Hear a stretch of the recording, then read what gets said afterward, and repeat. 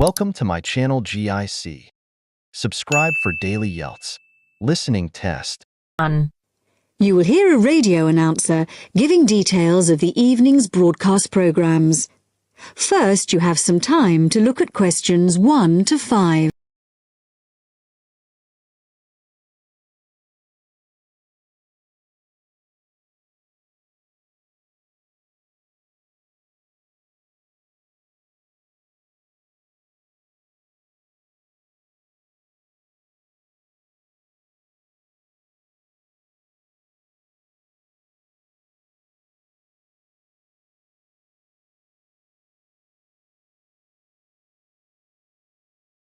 Now listen carefully and answer questions 1 to 5.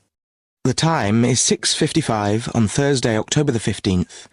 And now here is a brief review of this evening's programmes on Radio 6. Starting in just a few minutes at 7 o'clock, we have the first programme in our new series, Animal Talk, a documentary with Laura Martins and Jeff Burns. And I'll be telling you some more about that in a minute. Then at 7:50 there will be a broadcast on behalf of the Rare Species Protection Group, telling you about some of the work they're doing to preserve endangered species. This will be followed at 8 o'clock by today's episode of Park Square, our drama series following the fortunes of a close-knit community in North London, in which Sunita begins to wonder if Carl has been telling her the truth, and Carl gets into trouble when a private email is read by the wrong person. At 8:30 we have our phone-in programme, What's Your View? Today's topic is the impact of the media, and you are invited to call in with your own views and questions on this topic. If you have a question for the panel, the number to call is 0207 815 4222. This will be followed at 9 o'clock by News and Weather, and then at the new time of 9:20 we have our Book of the Week, read by Graham Stanish. This week's book is a collection of Rudyard Kipling's Just So stories, which the author wrote for his children at the beginning of the 20th century, and which are now enjoyed by children and adults alike. This evening's story, entitled How the First Letter Was Written, is an imaginary account of the events that led to the invention of writing, involving a young girl called Taffy, and a series of misunderstandings that arise when Taffy sends the first written message in the history of the world. Before you hear the rest of the talk, you have some time to look at questions 6 to 10.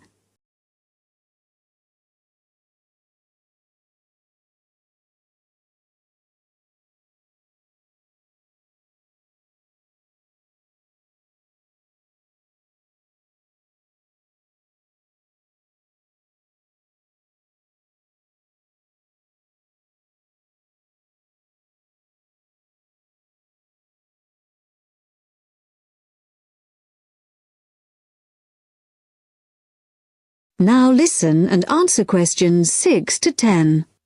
And now, some more information about our major new documentary series, Animal Talk, which explores the fascinating area of animal communication. Tonight's programme compares the communication systems used by two of the world's largest creatures, the killer whale and the elephant. Although these might seem like very different creatures, in fact there are a lot of similarities between them. They're both mammals, they both live in groups, and the social bonds they form are extremely strong. For example, when a new elephant is born, the others in the group will all gather round to greet it. They also live for a long time, like humans, and their brains are very large, which means that there may be room for something in there that allows them to process some type of language. In the programme, Laura Martins, who has spent many years studying the communication systems of whales, describes how although whales do have very good sight, like humans they mostly use sound to communicate. In the case of whales, this is because this travels well in water, where visibility may be limited. In the programme, you'll hear underwater recordings of the whale calls, but what we don't know yet is whether the whales are talking to one another, or whether the sounds are just to allow them to identify one another. Also speaking on the programme is Dr. Jeff Burns, who has made a special study of elephant communication. Elephants use all their senses to communicate, but as Dr. Jeff Burns explains, one way we are only just beginning to find out about is what has been referred to as silent singing. Sounds produced by elephants which are too low for humans to hear, but can be heard by other elephants. And did you know that another way in which elephants can hear is with their feet? So, when one elephant stamps on the ground, maybe to warn about danger, the sound travels through the ground, and another elephant up to 30 kilometres away may pick it up. To find out more about exactly how they do this, stay tuned to Radio 6 for Animal Talk. That is the end of part 1. You now have half a minute to check your answers. Now turns to part 2. Part 2. You are going to hear a guide named Matt who is introducing their trip in Wildlife Haven. Now you have some time to look at questions 11 to 15.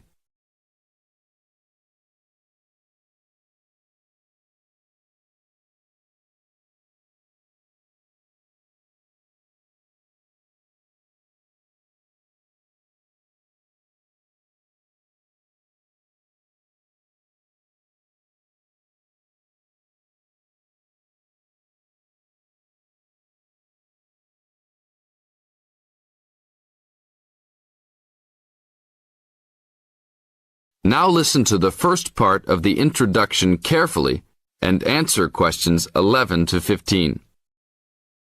Well, good morning, everybody. My name's Matt, and I'm one of the 3 guides here at Wildlife Haven. Our job is to make sure that you all have a great time here with us and go home feeling happy and relaxed. As you can see, we're away from the city in a remote area between a national park and the sea. To encourage you to relax, there are no radios or TVs, and the only phones and newspapers are in the office. So, if peace and quiet is what you've come for, this is the place to be. From your cabin on the hill, you'll find you have the national park behind you, and you can look out from the sea from your front balcony. Your luggage will be unloaded from the bus and taken to your rooms in a few minutes. Once you have picked up your key at reception, please locate your room and check that all your luggage has arrived. The daily program here at Wildlife Haven is flexible and only as demanding as you want it to be. You should each have a brochure setting out the facilities and various walking tracks you can take. And on the bus, you are given a green sheet setting out a number of group tours in the coming week. If you want to join any tour, just write your name and room number on the relevant sheet along the wall here. Tomorrow, there is a beachcombers and rock hoppers tour exploring marine life in the rock pools along the beach. Or, if you'd prefer to go inland, there's a guided forest walk that takes you off the walking tracks. If you want to catch some lunch, you could join the beach fishing expedition. And at night, you'll see there is a moonlight forest walk that leaves each night at 7 p.m. So there is plenty to choose from at Wildlife Haven, and of course, that includes just sitting on your balcony watching the waves roll in. But I would recommend my favorite tour, the Waterfall Walk. This departs at sundown each day and also provides the opportunity to have a moonlight swim.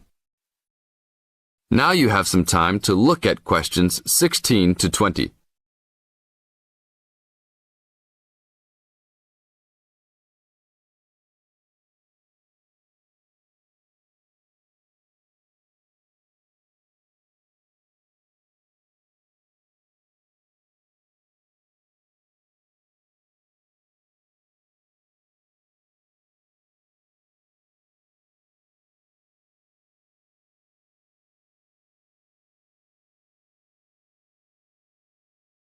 In the second part of the introduction, you are going to get some advice from Matt. Listen carefully and answer questions 16 to 20. You've chosen to visit us in January, which is one of our hotter months. And although you may be tempted to wear a minimum of clothing, you should always take precautions against injury, particularly in the national park. This includes sensible footwear. You'd be surprised how many of our guests ignore this advice and end up being sorry. And socks are a good idea too. And even though you might be under trees a lot of the time, it's a good idea to wear a hat in this hot climate. There's no need to be too concerned about walking in the national park, provided you use common sense. It's true that there are poisonous spiders in the park, but they are really more frightened of you than you are likely to be of them. I should also warn you against eating any wild berries. Some are edible, but you should avoid them all. We'll provide all the food you can eat. Well, that's about all for now. Dinner is from 6 to 8 p.m. in this building. That is the end of part 2.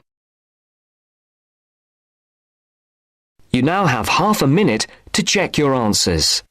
Now turns to part 3. Part 3.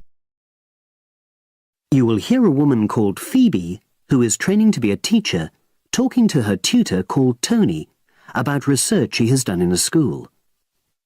First, you have some time to look at questions 21 to 25.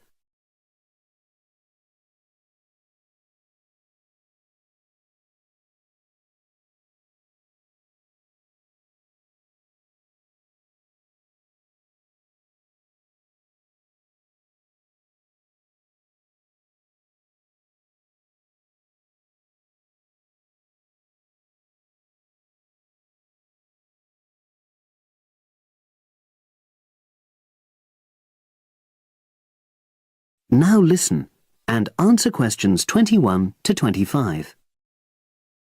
So, how did you get on with your school-based research, Phoebe? Well, it was exhausting, but really valuable. Good.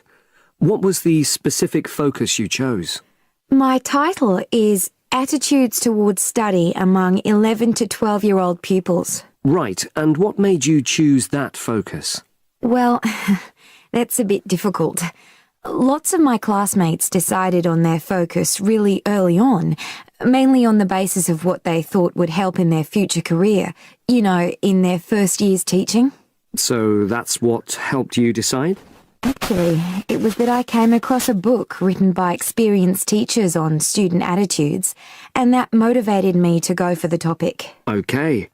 So what were your research questions or issues? Well, I wanted to look at the ways students responded to different teachers, particularly focusing on whether very strict teachers made teenagers less motivated. And from your research, did you find that was true?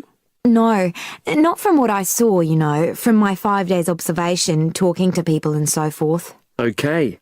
We'll talk about the actual research methods in a moment, but before that, can you briefly summarise what your most striking findings are? Well, what really amazed me was the significant gender differences. I didn't set out to focus on that, but I found that boys were much more positive about being at school. Girls were more impatient. They talked a lot about wanting to grow up and leave school. Very interesting. Yeah, it is. From doing the research, it was clear to me that you might start out to focus on one thing, but you pick up lots of unexpected insights. Right. Did you get any insights into teaching? Yes, certainly. I was doing a lot of observations of the way kids with very different abilities collaborate on certain tasks, you know, help each other. And I began to realise that the lessons were developing in really unexpected ways. So what conclusion do you draw from that? Well, I know it's necessary for teachers to prepare lessons carefully, but it's great if they also allow lessons to go their own ways. Good point. Now, I'm really pleased to see you doing this. Analysing and drawing conclusions based on data. But surely this isn't proper data. Because it's derived from such small-scale research. Well, as long as you don't make grand claims for your findings, this data is entirely valid. I like the way you're already stepping back from the experience and thinking about what you've learned about research. Well done. But I know I could have done it better. As you become more experienced, you'll find ways to reduce the risk of difficulties. Okay. Now you have some time to look at questions 26 to 30.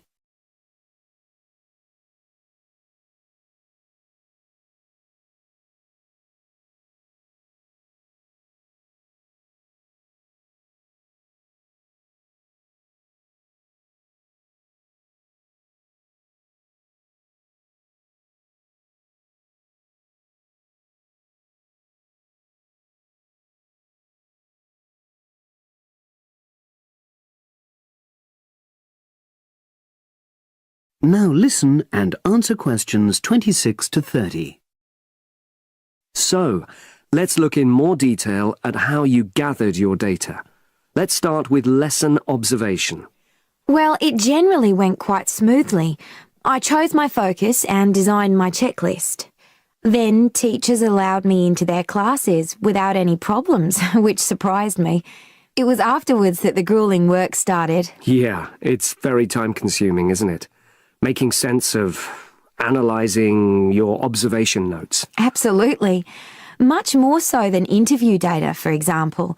That was relatively easy to process, though I wanted to make sure I used a high-quality recorder to make transcription easier. And I had to wait until one became available. Right. And did you interview some kids as well? In the end, yes. I talked to 10, and they were great. I'd imagined I'd be bored listening to them, but... So it was easy to concentrate? Sure. One of the teachers was a bit worried about the ethics, whether it was right to interview young pupils, and it took a while for him to agree to let me talk to 3 of the kids in his class, but he relented in the end. Good. What other methods did you use? I experimented with questionnaires, but I really regret that now. I decided to share the work with another student, but we had such different agendas it ended up taking twice as long. That's a shame. It might be worth you reflecting on ways you might improve on that for future projects. You're right, yeah. Okay. And the other thing I did was stills photography. I didn't take as many pictures as I'd hoped to. Lack of time? It's pretty easy just snapping away, but I wanted each snap to have a purpose, that would contribute to my research aims, and I found that difficult. Well, that's understandable, but remember... That is the end of part 3. You now have half a minute to check your answers. 4. Part 4. You will hear a man talking on the radio about dogs which help people with their work. First, you have some time to look at questions 31 to 40.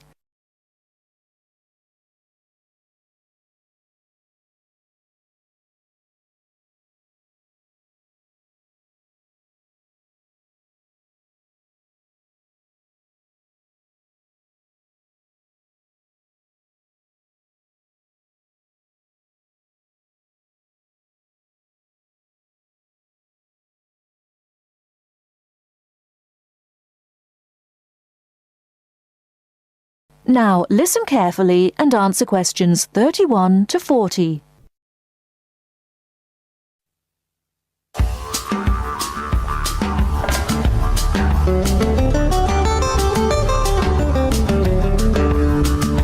Welcome to this week's edition of Countrywide. And today, we're taking a look at a number of different breeds of working dogs. And here to report on the dogs with jobs is Kevin Thornhill. Thanks, Joanne. Well, yes, dogs with jobs is the subject of today's program. Dogs have earned themselves a reputation over the centuries for being extremely loyal. And here's a little story which illustrates just how loyal they are. Just outside the country town of Gundagai in Australia is a statue built to commemorate a dog. A dog which sat waiting for his owner to return to the spot where he'd left him. Well, the story, which was immortalised in a song, has it that the poor dog died waiting for his master, 5 miles from Gundagai, which is where they built the statue. Now that's what I call loyalty. Well, because of their loyalty and also their ability to learn practical skills, dogs can be trained to do a number of very valuable jobs. Perhaps the most well-known of working dogs is the Border Collie sheepdog. Sheepdogs which work in unison with their masters need to be smart and obedient, with a natural ability to herd sheep. Some farmers say that their dogs are so smart that they not only herd sheep, they can count them too. Another much-loved working dog is the guide dog, trained to work with the blind. Guide dogs, usually Labradors, need to be confident enough to lead their owner through traffic and crowds, but they must also be of a gentle nature. It costs a great deal of money to train a dog for this very valuable work, but the guide dog associations in the UK, America and Australia receive no government assistance. so all the money comes from donations. Another common breed of work dog is the German Shepherd. German Shepherds make excellent guard dogs and are also very appropriate as search and rescue dogs, working in disaster zones after earthquakes and avalanches. These dogs must be tough and courageous to cope with the arduous conditions of their work, and so that they can be sent anywhere in the world to assist in disaster relief operations, effective dogs and their trainers are now listed on an international database. When you arrive at an airport here, you may be greeted in the baggage hall by a detector dog, wearing a little red coat bearing the words "Quarantine." These dogs are trained to sniff out fresh fruit as well as meat and even live animals hidden in people's bags. In order to be effective, a good detector dog must have an enormous food drive. In other words, they must really love their food. At Sydney Airport, where there are 10 detector dogs working full-time, they stop about 80 people a month trying to bring illegal goods into the country. And according to their trainers, they very rarely get it wrong. Another famous working dog is the husky. Huskies, which originally came from Siberia, have been used for decades as a means of transport on snow, particularly in Antarctica where they have played an important role. Huskies are well adapted to harsh conditions and they enjoy working in a team. But the huskies have all left Antarctica now because the international treaty prohibits their use in the territory as they are not native animals. Many people were sad to see the dogs leave Antarctica, as they had been vital to the early expeditions and earned their place in history along with the explorers. That is the end of part 4. You now have half a minute to check your answers.